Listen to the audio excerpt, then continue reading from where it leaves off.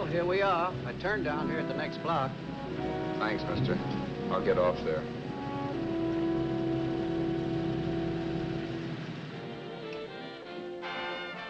Want anything else?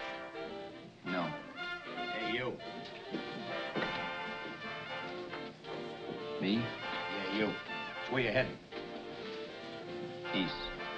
Too bad. I thought if you was heading north, I might be able to help you out. I'm pushing to Salt Lake, and I don't like to ride alone at night. I'm one of those guys that got to talk or I fall asleep. Oh, sure, now, my partner, he's got Lou to keep him company, but I ain't got nobody at all. Where you coming from? West. Yeah, sure, I know, but where, L.A.? Maybe. Got a cousin out in L.A. You don't say. Yeah, he's been out. You're not much of a talker, are you? My mother taught me never to speak to strangers. Oh, a wise guy. So what? Okay, don't get sore. Just trying to be sociable, that's all. Hey, Glamorous. You change for a dime, will you?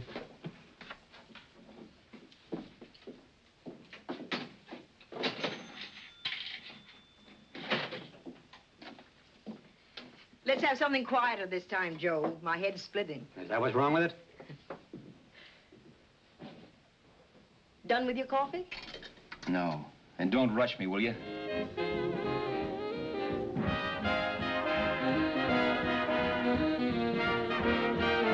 Hey, turn that off. Will you turn that thing off? What's eating you now? Yeah, what's eating you? That music, it stinks. Oh, you don't like it, huh? No, turn it off. Oh, wait a minute, pal. That was my nickel, see? This is a free country. And I play whatever I wanted. Okay. Sure, and if you don't like it, you don't have to listen to it. And you can leave here anytime you want to. Okay, I'm sorry I asked. First good piece played tonight and you don't like it. Some people just ain't got any good taste.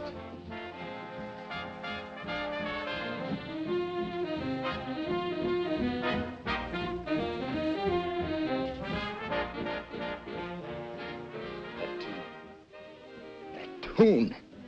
Why was there always that rotten tune? Following me around, beating in my head, never letting up. Did you ever want to forget anything?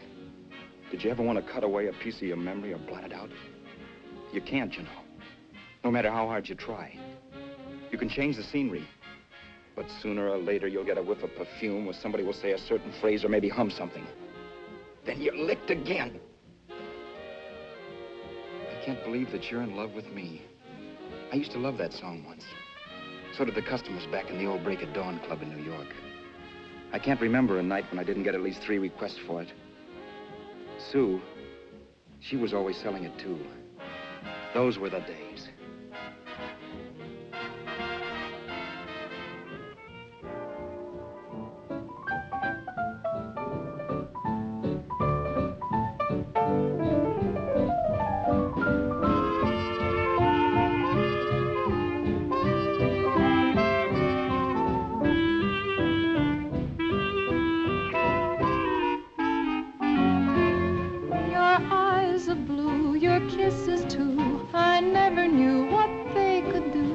I can't believe that you're in love with me.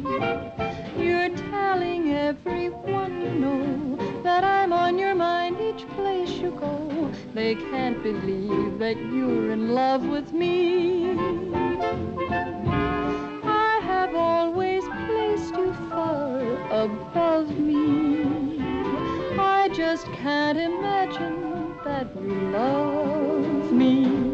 And after all is said and done, to think that I'm the lucky one, I can't believe that you're in love with me.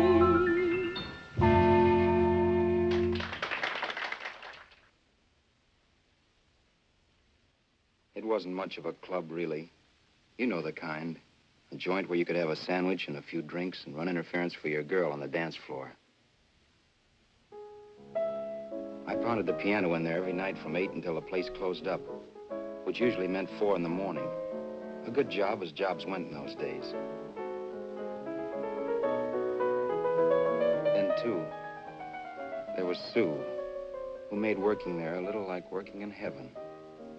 But how we felt about each other, well, there was nothing very unusual in that. I was an ordinary healthy guy, and she was an ordinary healthy girl. And when you add those two together, you get an ordinary healthy romance, which is the old story. Sure. But somehow, the most wonderful thing in the world.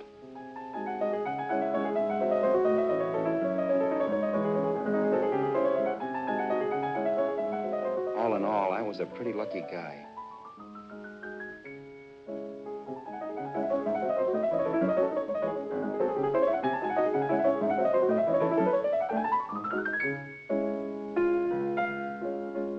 Mr. Paderewski, I presume. It's beautiful. You're going to make Carnegie Hall yet, Al? Yeah, as a janitor. I'll make my debut in the basement. I don't blame you for being bitter, darling, but you mustn't give up hope. Why, someday... Yeah, someday. If I don't get arthritis first. In the meantime, let's blow this trap.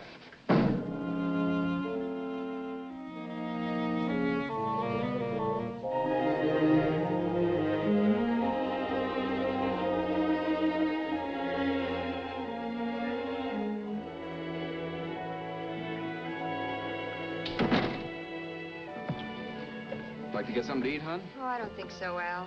I lose my appetite working in this flea bag. Let's go home. Okay. I can't stand much more of that dump. Did you see that drunk tonight trying to paw me? No, what drunk? Does it matter what drunk? Say, what's the matter with you tonight, darling? That's the third time you started to tell me something and then stopped. We shouldn't have any secrets from each other, Sue. Next week, we're going to make with the ring and the license. You and me will be a team. Yes, that's right. In the Bush League. I don't get you. We've been struck out. It's a funny way to talk, darling. Don't you want to marry me? Al, look, I love you. You know I do, and I want to marry you. But? But not now. Only after we've made good. Sunday, I'm going away. Oh, I know you'll think it's silly. That's why I hesitated to tell you. But I'm going to California. I want to try my luck in Hollywood. That's the most stupid thing I ever heard of. Don't you know millions of people go out there every year and wind up polishing cuspidors? I thought you had better sense. You sound as if you don't think I have any talent. That has nothing to do with it. I'll make out all right. Maybe. But what about me? Doesn't it mean anything to you that you're busting up all our plans? We may not see each other for years? It won't be that long. I thought you loved me. I do. You know I do. Well, here we are. Al. Al, why can't you see my side of it? I'm young. We both are, and we've got all the time in the world to settle down. Really, darling, what I'm doing is the only sane thing to do. I hate the thought of being so far away from you, but we'll be together again someday. Maybe you'll decide to come out too later on. So long. Al, aren't you going to kiss me goodnight? Sure. Why not? Good night.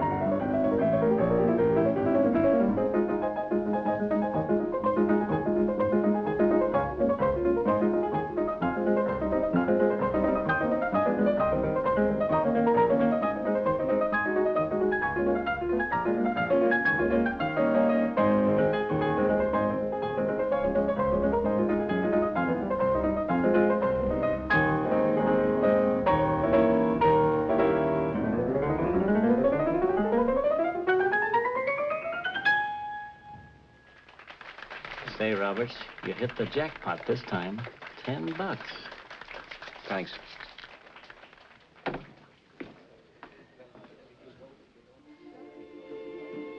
So when this drunk handed me a 10 spot after a request, I couldn't get very excited. What was it, I asked myself? A piece of paper crawling with germs. Couldn't buy anything I wanted.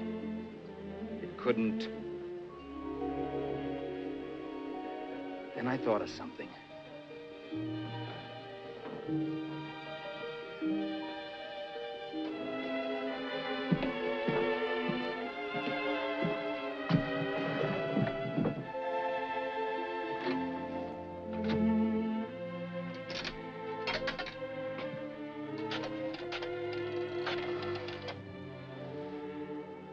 Long distance. I'd like to put a call through to Los Angeles. Miss Harvey. Sue Harvey, Harvey. The number is Crestview 65723.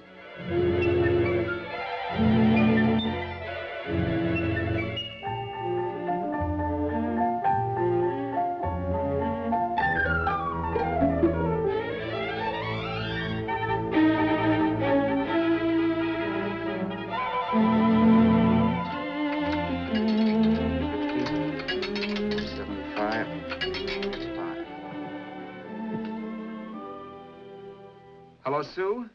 This is Al. Oh, baby, it's great to hear from you, too. What's that? You do? Oh, me too, darling. I thought I'd go batty without you. I just had to... Huh? You're working as a hashlinger? Gee, honey, that's tough. Those guys out in Hollywood don't know the real thing when it's right in front of them. You just stick it out, Sue, baby. Keep going around to those casting offices. I'm sure you'll click. Look, I'll tell you what. You stay put out there, I'll come to you. No, don't try to stop me. Just expect me. Train? Who knows? Train, plane, bus, magic carpet. I'll be there if I have to crawl. If I have to travel by pogo stick. And then, let's get married right away, huh? That's the stuff. That's what I've been wanting to hear you say. Well, goodbye for now. I'll be seeing you soon. Yeah. Bye. The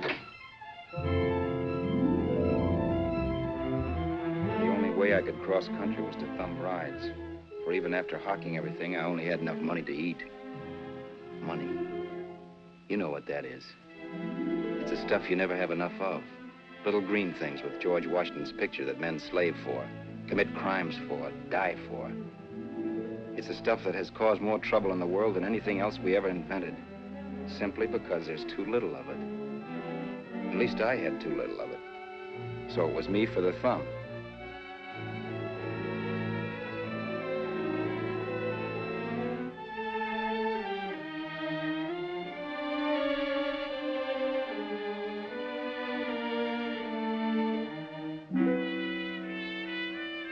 Ever done any hitchhiking? It's not much fun, believe me. Oh, yeah, I know all about how it's an education and how you get to meet a lot of people and all that. But me, from now on, I'll take my education in college or in PS 62, where I'll send $1.98 in stamps for 10 easy lessons.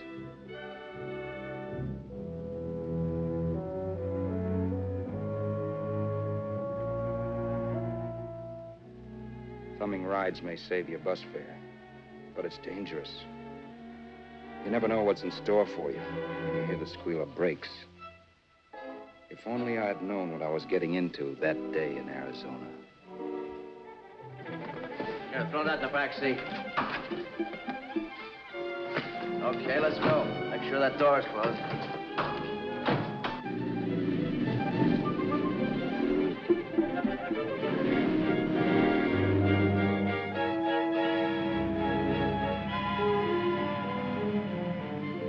You know, Emily Post ought to write a book of rules for guys thumbing rides. Because as it is now, you never know what's right and what's wrong. We rode along for a little while, neither one of us saying anything. I was glad of that.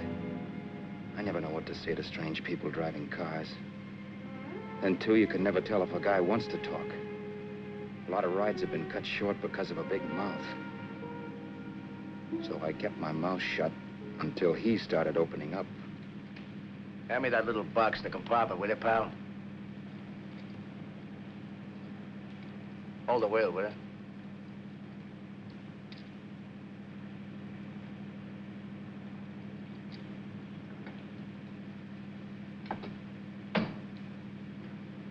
How far are you going? L.A. Well, you're really traveling, aren't you? Yeah, but I don't expect to make it for a couple of years at the rate I've been promoting rides. Not much luck, huh? Sure, all bad. Not many people stop for a guy these days. Afraid of a stick-up, maybe. Well, you can't blame them. Where you coming from? New York? Well, New York. You're in luck this time. I'm going all the way. Right through to Los Angeles. You drive a car?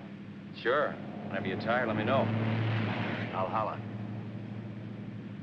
I guess at least an hour passed before I noticed those deep scratches in his right hand. They were wicked. 3 puffy red lines about a quarter of an inch apart. He must have seen me looking at them because he said, Beauties, aren't they? They're gonna be scars someday. What an animal. whatever it was, it must have been pretty big and vicious to have done that. Right on both counts, New York. I was tussling with the most dangerous animal in the world. A woman. She must have been Tarzan's mate. Looks like you lost the bout. It certainly wasn't a draw. You know, there ought to be a law against dames with claws. Yeah. I tossed her out of the car in her ear. Was I wrong? Give a lift to a tomato, you expect her to be nice, don't you? Yeah. After all, what kind of dame some rides? Sunday school teachers? Yeah. A little witch. She must have thought she was riding with some fall guy. And me, who's been booking horses around racetracks since I was 20. I've known a million dames like her. 2 million. Yeah. Stopped the car, opened the door. Take it on the Arthur Duffy sister, I told her. That's the stuff. As always done, huh? But if you want to see a real scar, brother, get a load of this. What? I got that one, Detour. Dooley? Yeah, we're just kidding, of course. My dad owned a couple of Franco-Prussian sabers. Kept them on the wall for decorations. Well, one day, another kid and I took them down when the old man wasn't around. Had a duel. He got me in the arm here. Pretty mean cut. Infection set in later. Yeah, I can see that. Now, give me that box again, will you? Yeah.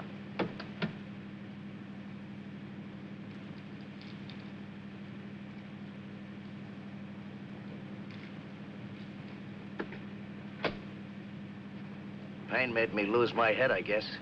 Began slashing. Before I knew it, I'd put the other kid's eye out. That was tough. Well, it was just an accident, of course. But you know how kids are. I got scared and decided I was going to run away from home. Old man almost caught me when I was packing my duds. The bloody rag I had wrapped around my wrist hadn't caught his attention. You've seen the bundle for sure.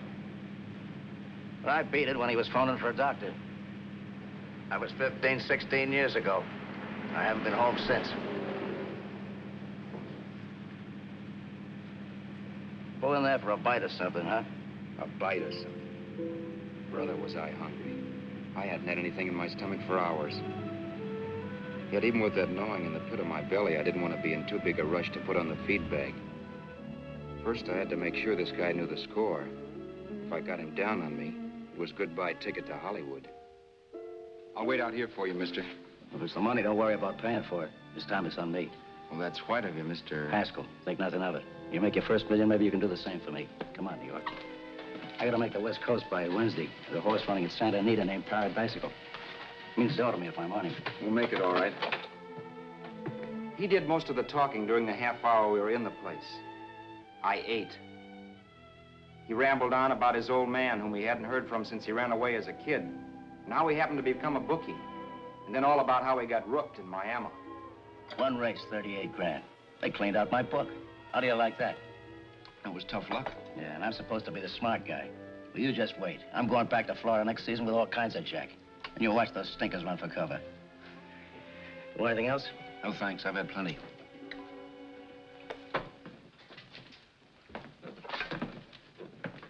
Let's check there, sister. Oh, just a minute. Your change, sir. Keep it, sister. Oh, thank you, sir. Call again. I'll be waiting outside for you when you finish work. Sharp check, huh?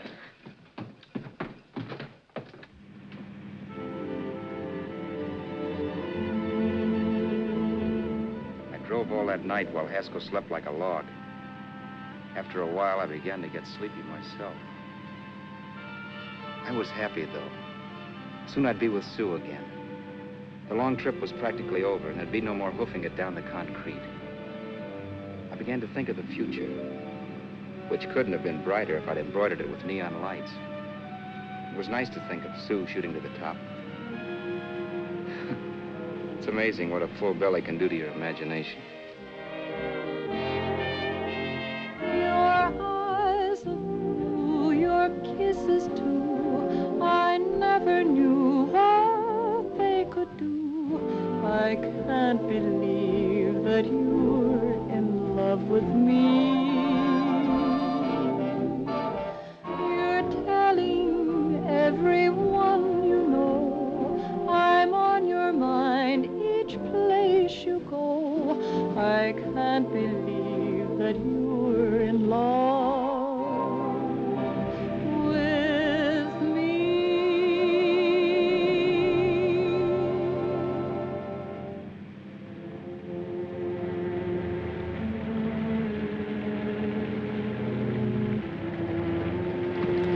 Mr. Haskell? Mr. Haskell? Mr. Haskell, wake up. It's raining. Don't you think we ought to stop and put up the top?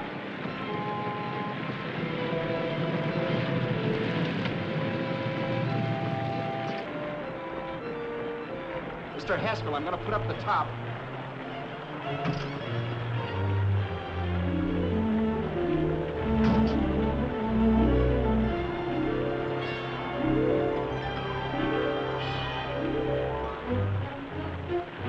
Up until then, I had done things my way. But from then on, something else stepped in and shunted me off to a different destination than the one I had picked for myself. For when I pulled open that door... Mr. Haskell, what's the matter? Are you hurt? Are you hurt, Mr. Haskell? Start your sermon. I'll listen to it. But I know what you're going to hand me even before you open your mouths. You're going to tell me you don't believe my story of how Haskell died and give me that don't make me laugh expression on your smug faces. I saw at once he was dead, and I was in for it. Who would believe he fell out of the car? Why, if Haskell came too, which of course he couldn't, even he would swear I conked him over the head for his dough. Yes, I was in for it. Instinct told me to run, but then I realized it was hopeless. There were lots of people back down the road who could identify me. That gas station guy and the waitress. I would be in a worse spot then, trying to explain why I beat it. The next possibility was to sit tight and tell the truth when the cops came. But that would be crazy. They'd laugh at the truth. I'm not having my head in a noose.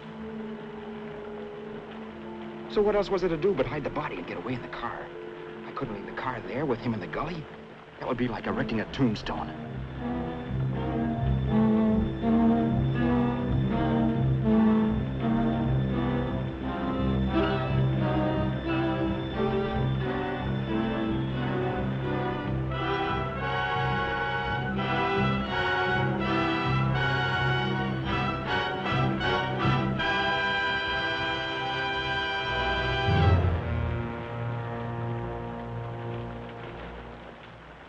My idea was to cover him with brush, not to rob him. But then I remembered that even if I only drove the car for 100 miles or so, I would need money for gas. Besides, it was stupid of me to leave all that money on a dead man. Not only that, I'd have to take his driver's license in case I was stopped for something. I didn't like to think about it, but by that time I'd done just what the police would say I did, even if I didn't. My clothes. The owner of such an expensive car would never be wearing them. Some cop might pull me in on suspicion.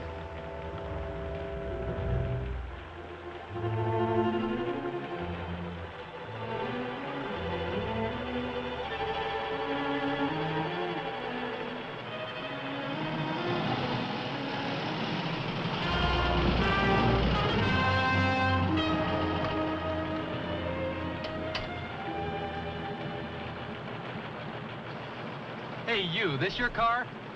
Don't you know better than to leave a car with the wheels halfway in the middle of the road? That's the way accidents happen. I'm sorry, officer. I was just putting up my top. I didn't think. Well, the next time, think. I'll let you go now, but watch your step in the future. I know that's a lonely stretch, but cars come by here once in a while, and we have plenty of crack-ups. Thanks, officer.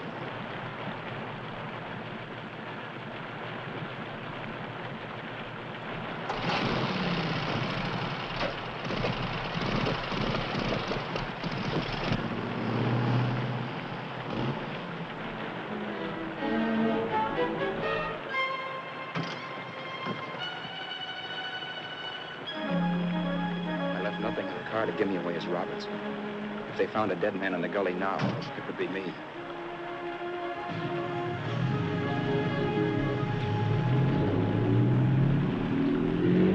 As I drove off, it was still raining. The drops streaked down the windshield like tears. I kept imagining I was being followed and that I could hear sirens back in the distance. Just how long it took me to cover the 60-odd miles to the California state line, I don't know. I lost all track of time. But the rain had stopped and the sun was up when I pulled up to the inspection station.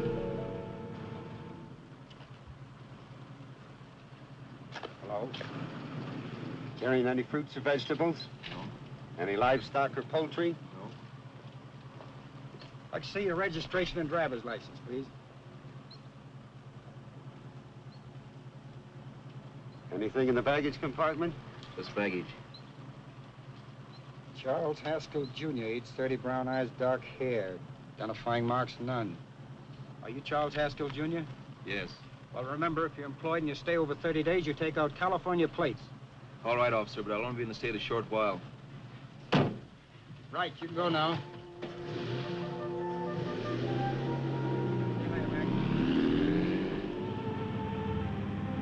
I couldn't drive any farther without some sleep. Cops or no cops, I knew I had to hit the hay and hit it hard. I was dead tired.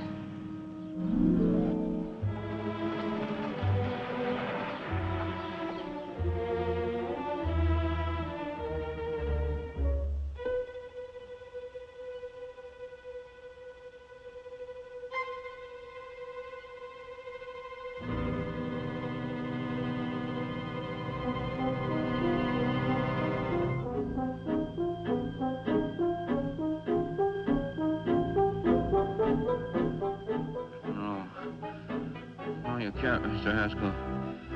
No.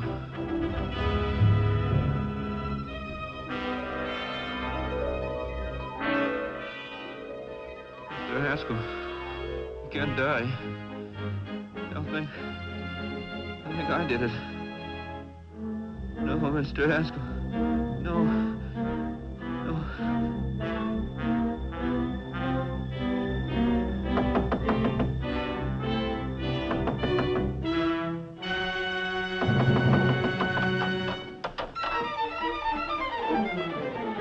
Who's there?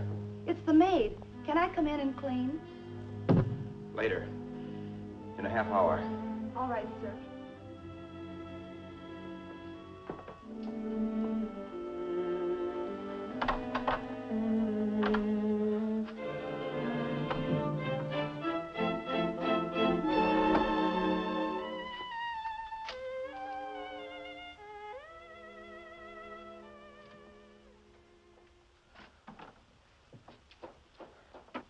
There was no time to lose. Every minute I had to be Charles Haskell was dangerous.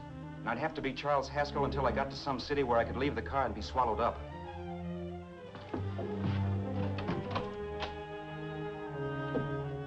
That meant driving the car as far as San Bernardino, maybe even to Los Angeles. In a little town, I might be noticed, but in a city, I should be safe enough. Then, after I ditched the car, I could go on to Sue. But those 5 minutes at the state line made me realize it might be a good idea to find out a little bit about Mr. Haskell. Then, if anybody asked me questions, I could give the right answers. The first thing I found out was that I had $768. This was a lot of jack, but believe me, it was the kind of money I'd rather not have.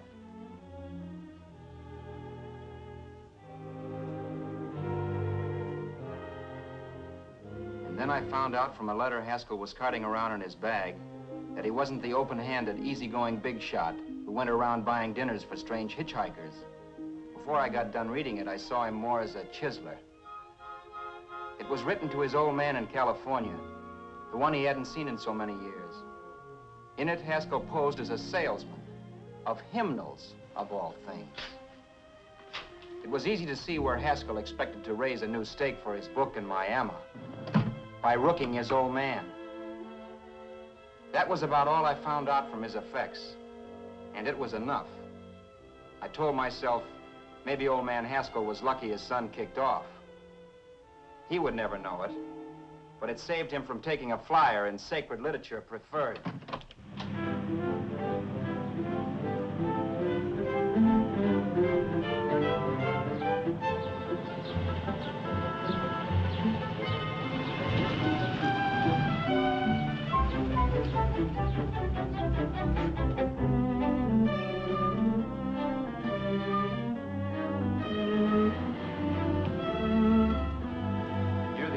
At Desert Center, I pulled up for water. There was a woman. Hey, you! Come on if you want to ride.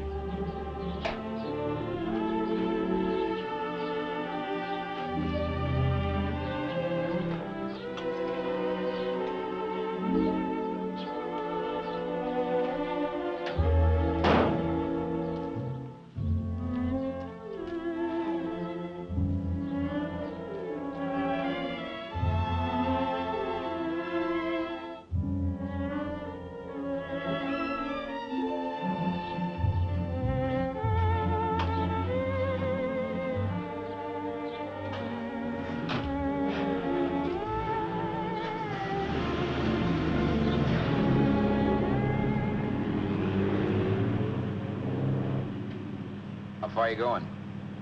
How far are you going? That took me by surprise, and I turned my head to look her over. She was facing straight ahead, so I couldn't see her eyes. But she was young, not more than 24.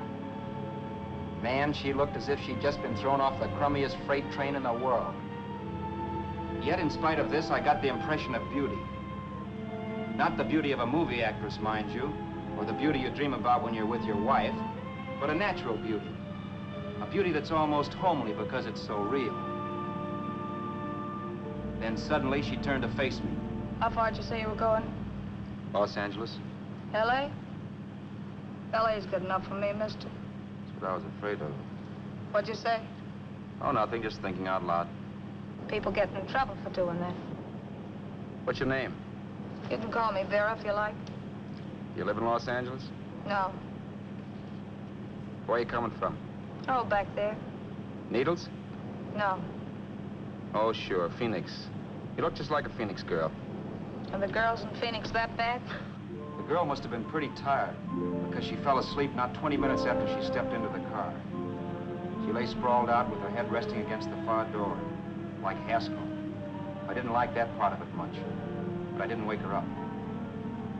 It wasn't that this girl still worried me. I'd gotten over that funny feeling I had when she looked at me, which I put down as just my jangled nerves. With her eyes closed and the tenseness gone out of her, she seemed harmless enough. And instead of disliking her, I began to feel sorry for her. The poor kid probably had had a rough time of it. Who was she anyway? And why was she going to Los Angeles? And where'd she come from in the first place? The only thing I knew about her was her name. Not that it made any difference. A few hours more and we'd be in Hollywood. I'd forget where I parked the car and look up Sue. This nightmare of being a dead man would be over. Who this dame was, well, it was no business of mine. Where did you leave his body? Where did you leave the owner of this car? You're not fooling anyone. This buggy belongs to a guy named Haskell. That's not you, mister. You're out of your mind. That's my name, Charles Haskell. I can prove it. It's my driver's Save license. yourself the trouble, mister. Having Haskell's wallet only makes it worse. It just so happens I rode with Charlie Haskell, all the way from Louisiana. He picked me up outside of Shreveport. You rode? You heard me. Then it all came back to me. All the talk about dueling and scars and scratches. There was no doubt about it. Vera must be the woman Haskell had mentioned. She must have passed me while I slept. Well, I'm waiting. My goose was cooked. She had me. That Haskell guy wasn't dead yet. He wasn't stretched out stiff and cold in any Arizona gully. He was sitting right there in the car, laughing like mad while he haunted me. Well?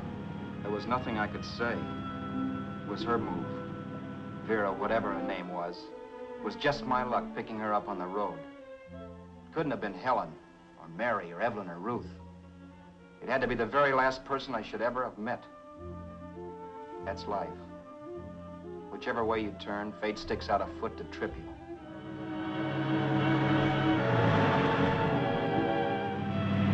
I told her her everything, but she didn't believe my story. I should have saved my breath. That's the greatest cock and bull story I ever heard. So he fell out of his car. Say, who do you think you're talking to, a hick? Listen, mister, I've been around, and I know a wrong guy when I see one. What'd you do, kiss him with a wrench? Now, wait a minute. What I told you was true. You see, that's why I had to do it. You think I killed him. Well, the cops would have thought so, too. Yeah, well, maybe they still think so. What makes you so sure I'll shut up about this? Vera, I'm innocent. Give me a break, will you? It won't do me any good having you pinched. The cops are no friends of mine. Now, if there was a reward, but there isn't. Thanks. Don't thank me yet. I'm not through with you by a long shot. Let's see that roll.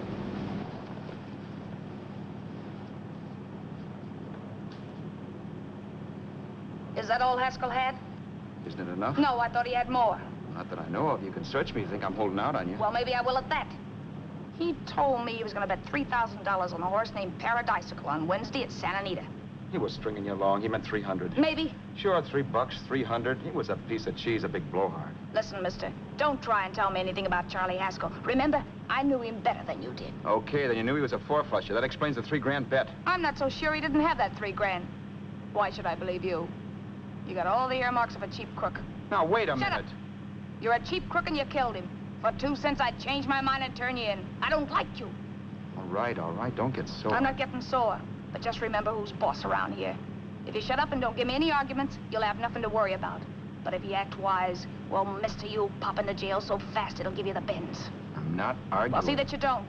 You know, as crooked as you look, I'd hate to see a fella as young as you wind up sniffing that perfume that Arizona hands out free to murderers. I'm not a murderer. Of course you're not. Haskell knocked his own head off. He fell, that's how it happened, just like I told you. Sure, and then he made you a present of his belongings. I explained why I had to do skip that. it. Doesn't make a difference one way or another. I'm not a mourner.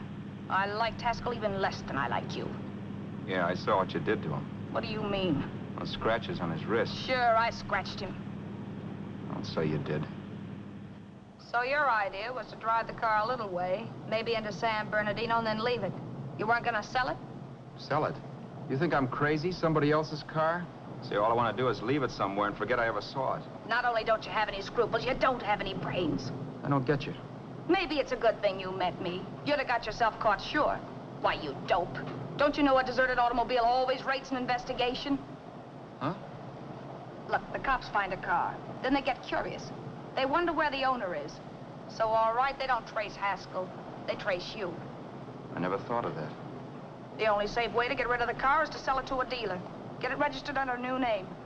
Say, stop at the next store. I want to get a bottle and do some shopping before we hit L.A. Okay. As soon as we find a place, I'll drop you off and pick you up later. Nothing doing. You're coming in, too. From now on, you and I are like the Siamese twins. Have it your way, but I don't get the point. The point is, I don't want you to get lost. I'm not going to beat it if that's what you're afraid of. I'll say you're not. Well, I'm going to see that you sell this car so you don't get caught. Thanks. Of course, your interest wouldn't be financial, would it? You wouldn't want a small percentage of the profits. Well, now that you insist, how can I refuse? 100% will do. Fine. I'm relieved. I thought for a moment you were going to take it all. I don't want to be a hog. A few hours later, we were in Hollywood. I was recognizing places Sue had written about. It struck me that far from being at the end of the trip, there was a greater distance between Sue and me than when I started out. Vera wasn't kidding with that Siamese twins crack. She rented a little apartment as Mrs. Charles Haskell. When I objected to this, she explained that it was on account of the car. A dealer might think something was funny if he called and found we were using different names.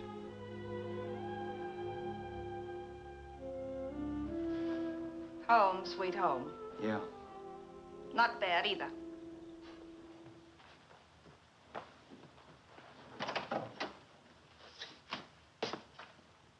In case there's any doubt in your mind, I'll take the bedroom. Yeah. Sure is stuffy in here.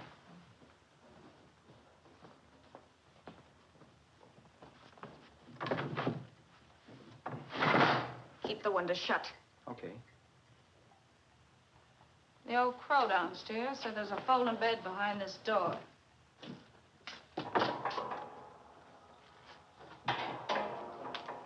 You know how to work it? I invented it. Some joint. One can't have everything.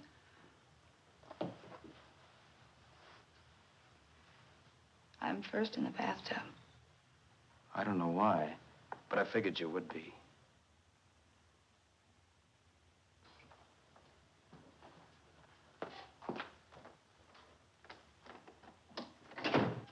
Boy, oh boy. It sure feels good to be clean again.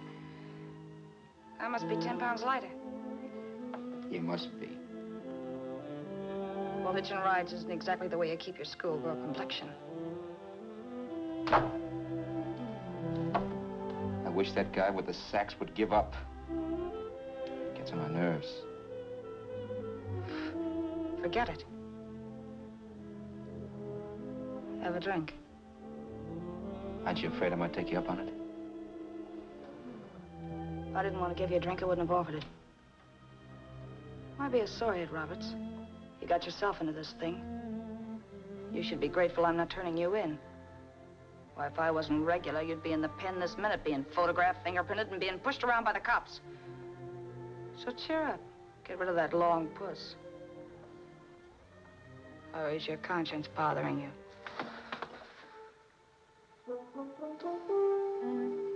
No. It isn't.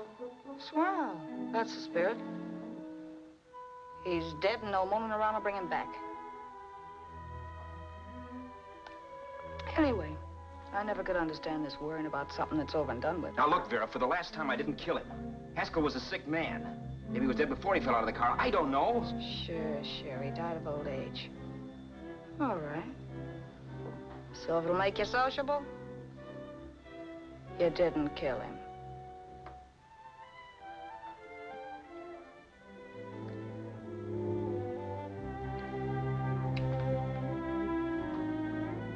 Thanks.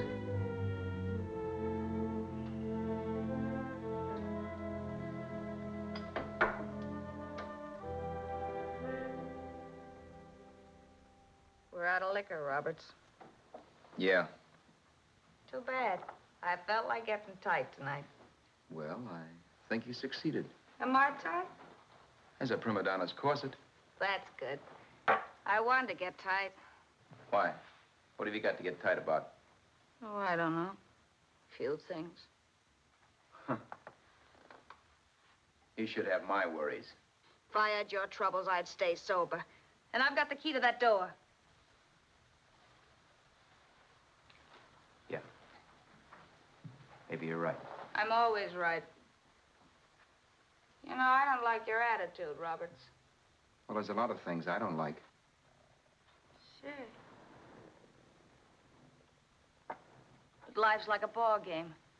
You gotta take a swing at whatever comes along before you wake up and find it's the 9th inning. I bet you read that somewhere. That's the trouble with you, Roberts. All you do is bellyache. But taking it easy and, well, trying to make the best of things. But maybe that's what's wrong with the whole world. Get the professor. People knock themselves out trying to buck fate. Now, take you, for instance. You're lucky to be alive. Why, suppose Haskell had pulled open your door.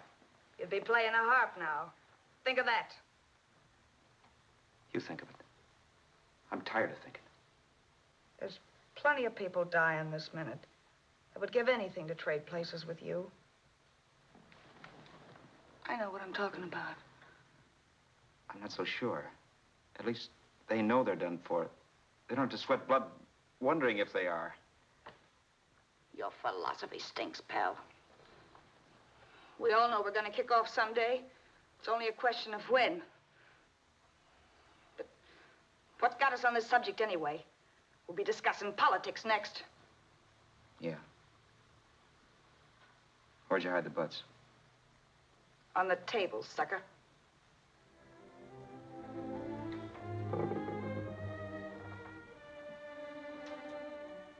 We bored each other with conversation for a couple of hours longer. Every 5 minutes, one of us was wishing we had another bottle or a radio or something to read. Then finally, we ran out of chatter. I know it's only 11 o'clock, but I want to get up early and make the rounds of the used car lots. No hurry about that.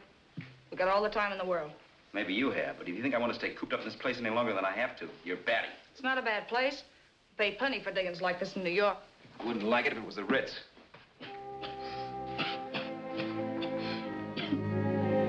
Rotten liquor. You got a mean cough. Want to do something about it. I'll be all right. That's what Camille said. Who? Nobody you know. Wasn't that the dame that died of consumption? Yeah. Wouldn't it be a break for you if I did kick off? You'd be free with all Haskell's dough and car. I don't want to see anybody die. Not even me.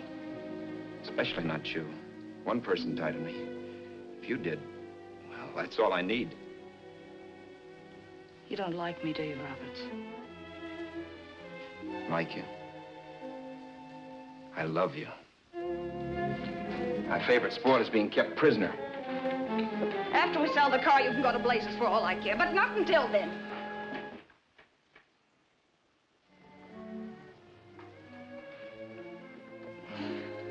I'm going to bed.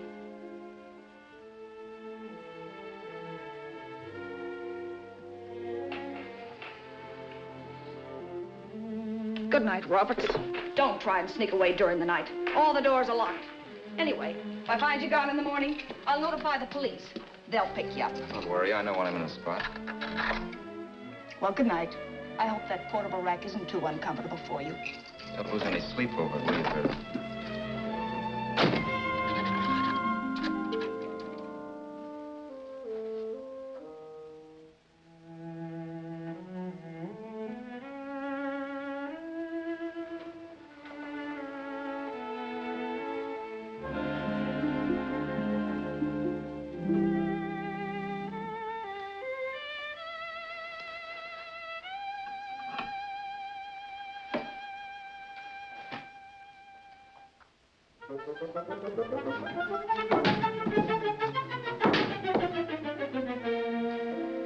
Crestview. 6, 5, 7, 2, 3. Hello? Hello? Hello? Hello?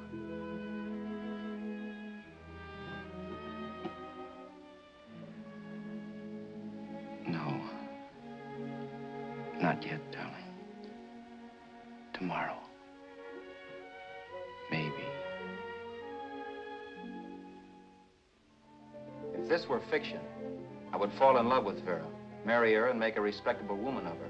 Or else she'd make some supreme Class A sacrifice for me and die. Sue and I would bawl a little over her grave and make some crack about there's good in all of us. But Vera, unfortunately, was just as rotten in the morning as she'd been the night before. All right, I'm coming. Look, Vera, it's almost noon. So what? The dealers will be there all day. I'll be there all year, too, but that doesn't mean I'm going to wait that long. Shut up. You're making noises like a husband. Well, do I rate a whistle? You sure do, but let's go. Let's go, let's go. I spent $85 and 2 hours preparing bait, and all you can say is let's go. Come on.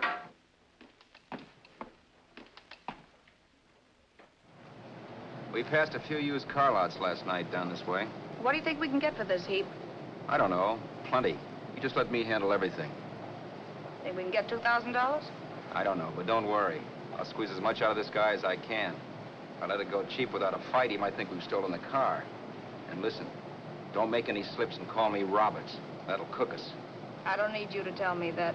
You better just sit by and keep your mouth closed. Remember, we're both in the soup if anything happens. Forget it and drive. You're my wife, Vera Haskell. Look, after the deal's closed, let's go back to that place on Hollywood Boulevard where I saw the fur jacket. I want to buy it. After the deal's closed, I'm saying goodbye to you. That's right, I forgot. I guess I'm getting kind of used to you. Well, that's a habit you could start breaking. Let's try this place in the middle of the block.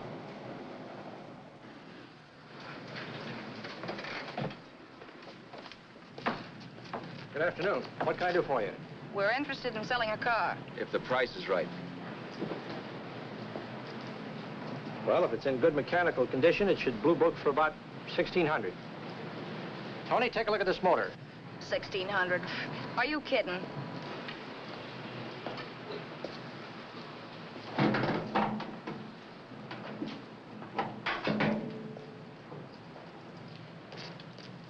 Well, maybe $1,850. Before I let it go for $1,850, I'll wreck it and collect the insurance first.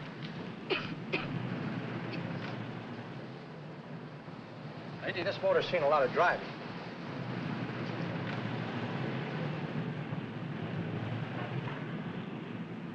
Well, the mechanic inspected the car. We haggled. At last, when we were all worn out, we hit a compromise. His price. Okay, it's a deal.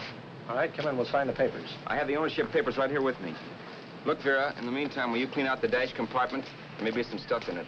All right, darling. 1,850 bucks. That dirty crook.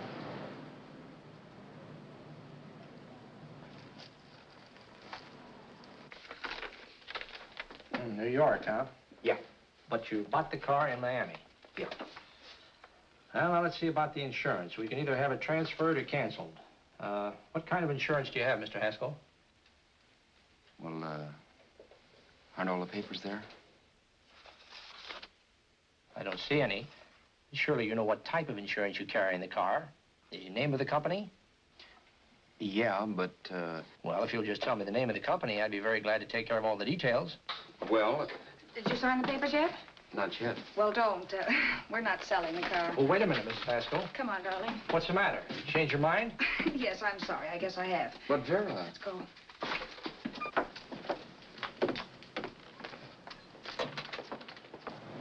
You got me out of a tight spot, Vera. But I still don't understand all this. You will in a minute. I almost threw away a gold mine. 1850 isn't to be sneezed at. The car doesn't book for as much as I thought. We're not selling the car. You want to keep it. Now, wait a minute, Vera. You said yourself I wouldn't be safe until the car was in someone else's name. I'd like to be free of this mess when I go. That's just it, Roberts. You're not going. There's a drive-in at the next corner. Pull in there and we'll get a bite to eat. And I'll explain. What is this, another one of your brilliant ideas?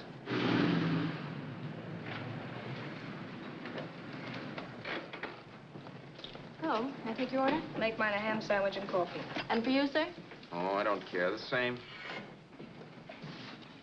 Thank you.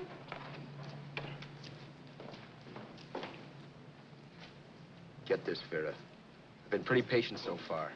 I've done everything you asked me to do, but no more. Shut up. You've taken Haskell's money, and you can have the dough we get from selling the car, but you're not going to keep me a prisoner. It's a good thing I bought the paper. Take a look at that. Vera, I'm in no mood. Read that.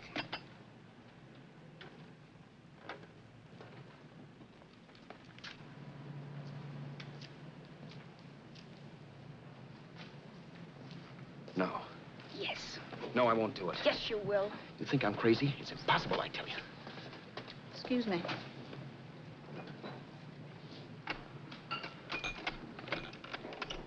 Blow the horn when you're through. No one could possibly get away with an act like that. It'd be wise to me in a minute. Don't be yellow. You look enough like him. The same coloring and the same build. See how his clothes fit you? No kidding, you almost had me fooled for a while. Oh, grow up, Vera. Don't you think a father knows his own son? And there must be other relatives. The father won't have to know you. We'll wait till he gives up the ghost. He's an old geezer and he won't pull through. And as far as other relatives are concerned, they haven't seen you in 15 or 20 years. Eat. I'm not hungry. And I won't do it. It's not as tough as it sounds. Remember, you've got all kinds of identification. His car, letters, license. I could never get away with it. It's the stupidest thing I've ever heard. The old boy has scads of dough. Look in the paper there. Personal fortune assessed at over 15 million. He'll leave plenty, I tell you. Maybe he cut off his son. How do we know? It's out, Vera. I won't have anything to do with it. I think you will. Look, Vera, I'll do anything within reason. But not that. So forget it. Find yourself another stooge. Giuseppe. You'll be fixed for the rest of your life as Charlie Haskell. You can take your inheritance and go away. No more worrying about the rent, no sweating, scheming, wondering where your next meal's coming from. Think about that, Roberts. Vera, please, you're talking too loud. On this, I'm splitting 50-50 with you. Sure, why not? We're both alike, both born in the same gutter. Now, take it easy, Vera. There's people around here. You don't know what you're talking about. We'll wait till we read that old man Haskell's dead. And you show up. Like you read in New York that he was sick. No. Suppose he doesn't die? He will. I know he will. Something tells me. But as much as I insisted I would have no part of her scheme, Vera was taking it for granted I would. Neither of us had our mind on the cards as we played that night. I knew we were just trying to kill time between newspaper editions. This was a death watch for Vera. Maybe it was for me, too. Don't you realize if I'm caught, they'll want to know where I got the car and stuff, and they'll have me on a murder charge. If you're smart, you won't get caught. I knock with 7. And if I'm caught, don't you realize you'll be out, too? 18 points, that gives me 30. How will I be out? You'll be out $1,850 we would have gotten on the car. Really, Vera, you'd be an awful chump if you threw away all that dough on a dizzy long shot. Let me sell the bus tomorrow. With the money it'll bring and what you've already got, a clever kid like you can run it up in no time. Then we'd both be in the clear. I'll be in the clear anyway. Maybe. Maybe. But if I got caught, I'd get good and sore at you, you know. You mean you'd squeal? Oh, no, not squeal exactly. Never mind what you meant. Even if you did tell the cops I was in on it with you, what could they do to me? They might give me the same medicine they gave you. Yeah. A rope. But I'm on my way anyhow. All they'll be doing will be rushing it. All right. But think of the $1,850 you'd lose. You'd kick yourself along the block if you ever let it get away from you. I'll take the chance. Want another drink? You're being a goon. That's the way people wind up behind the 8 ball. Once they get a few dollars, they become greedy and want more. My. Caesar. Who? You know that Roman general? He got his for being greedy. He wasn't satisfied, so the final wind-up was he took the count. A couple of days ago, you didn't have a dime. Why, you were so broke you couldn't pay cash for a postage stamp. Now you've got almost $700 with $1,850 in the offing. Take my advice. Don't try for more. I'm tired of this game. Let's have some blackjack. Play solitaire. Okay, I will if that's the way you feel about it. That's the way I feel about it. Getting sore and throwing things won't help much, Roberts. I'm really doing you a favor. I help you out of a jam by keeping my mouth shut. I show you how to make some soft money. And what thanks do I get? Thanks. Sure. Or would you rather call the cops and tell them you killed a man and stole his money? I didn't kill anybody. Yes, you did. No, I didn't. You know I didn't. All right, then. Suppose I call the cops. If you're innocent, what do you got to be scared of? Okay. Call him, you mutt. Go ahead and call him, see if I care. At least they'll give me a square deal. You want me to call them? You heard me. But I'm warning you. If I'm pinched, I'll swear you were in on it. I'll say that you helped me. If I fry, I'll get even with you. You wouldn't dare. You didn't. Yeah? Then try it and see. Call him. Yeah. Okay, I will.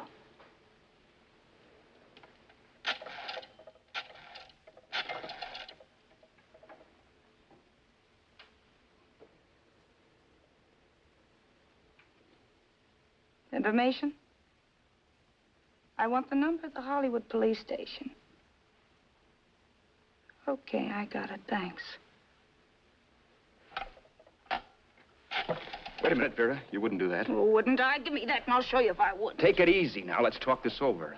This was early in the evening, and the conversation, while hectic, was at least pitched low. But as the minutes passed, and more obstacles to her plan popped into my head, the air got blue. Each word coming from our lips cracked like a whip. I reminded her that as Charles Haskell, I didn't even know my mother's name, where I'd gone to school, the name of my best friend, whether I had an Aunt Emma or not, my religion, and if I'd ever owned a dog. I didn't even know what my middle initial stood for. I also pointed out that the real Haskell had a scar on his forearm. His people never saw that scar. He told me he ran away right after putting out the kid's eye. Yeah, but his father knew he was cut. It'd have to be some kind of a mark. So what? The old man's dead, or will be. I hope by tomorrow morning's papers. Anyway, you could cut yourself a little, couldn't you? Boy, for that kind of dough, I'd let you cut my leg off. You're drunk and you're crazy mad, Vera. Turn me in if you want to, but I won't get mixed up in this. Besides, how do we know? Haskell was such a phony. Maybe he wasn't the man's son at all. Maybe he just dreamed it up. Well, dream it or not, you won't be dreaming when the law taps you on the shoulder. There's a cute little gas chamber waiting for you, Roberts. And I hear extradition to Arizona's a cinch. Where's that phone? Vera! Leave me alone. Vera! Here. I want a phone call, police. I hate you yellow stinker. You leave me alone. I'll let you alone when you promise to leave the phone where it is. You're drunk. You don't know what you're doing. You're hurting me. Will you promise? All right.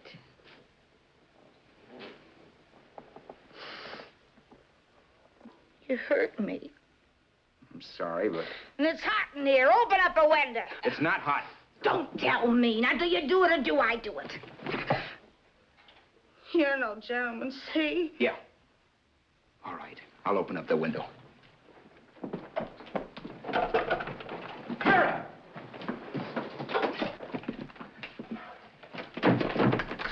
Vera, open the door. Please open the door. Vera, open the door. Don't use the phone. Listen to me. I don't like you, Roberts. You're no gentleman, see? You hurt my hand, and I'm going to get even with you. If you don't open the door, I'm going to kick it down, Vera. Vera, don't call the cops. Listen to me. I'll do anything you say. Vera, let me in. I'll break the phone.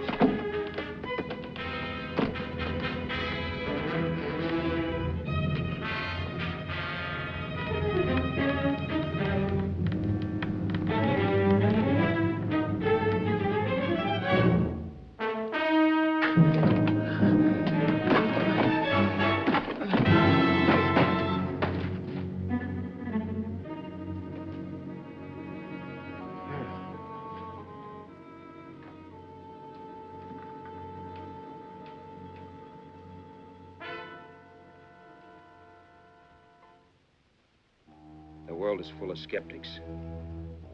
I know. I'm one myself. In the Haskell business, how many of you would believe he fell out of the car? And now, after killing Vera without really meaning to do it, how many of you would believe it wasn't premeditated? In a jury room, every last man of you would go down shouting that she had me over a barrel and my only out was force. The room was still. So quiet that for a while I wondered if I had suddenly gone deaf. It was pure fear, of course. And I was hysterical. But without making a sound. Vera was dead. And I was her murderer. Murderer? What an awful word that is. But I'd become one. I'd better not get caught. What evidence there was around the place had to be destroyed. And from the looks of things, there was plenty. Looking around the room at things we'd bought was like looking into the faces of 100 people who'd seen us together and who remembered me. This was the kind of testimony I couldn't rub out. No. I could burn clothes and hide bottles for the next 5 years. There'd always be witnesses. The landlady, for one. She could identify me. The car dealer, the waitress in the drive-in, the girl in the dress shop, and that guy in the liquor store. They could all identify me. I was cooked. Done for. I had to get out of there. While once I'd remained beside a dead body, planning carefully how to avoid being accused of killing him, this time I couldn't. This time I was guilty. Knew it. Felt it. I was like a guy suffering from shock. Things were whirling around in my head. I couldn't make myself think right. All I could think of was the guy with the saxophone and what he was playing. It wasn't a love song anymore. It was a dirge.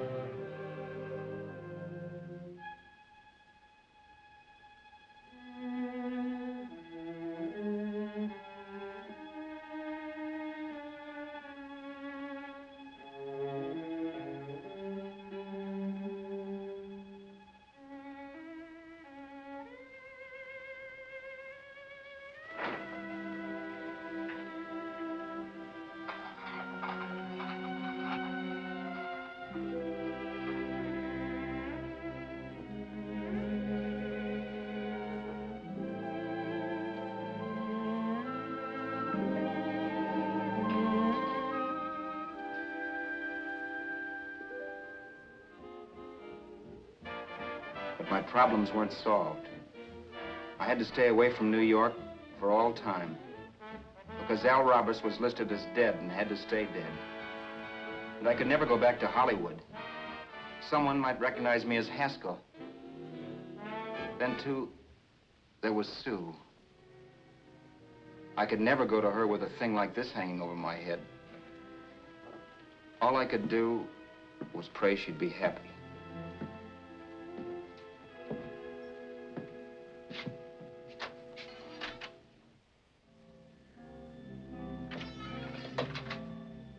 I was in Bakersfield before I read that Vera's body was discovered. And that the police were looking for Haskell in connection with his wife's murder. Isn't that a laugh? Haskell got me into this mess, and Haskell was getting me out of it. The police were searching for a dead man. I keep trying to forget what happened and wonder what my life might have been if that car of Haskell's hadn't stopped. But one thing I don't have to wonder about. I know. Someday a car will stop to pick me up that I never thumbed.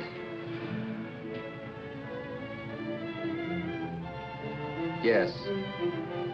Fate, or some mysterious force, can put the finger on you or me for no good reason at all.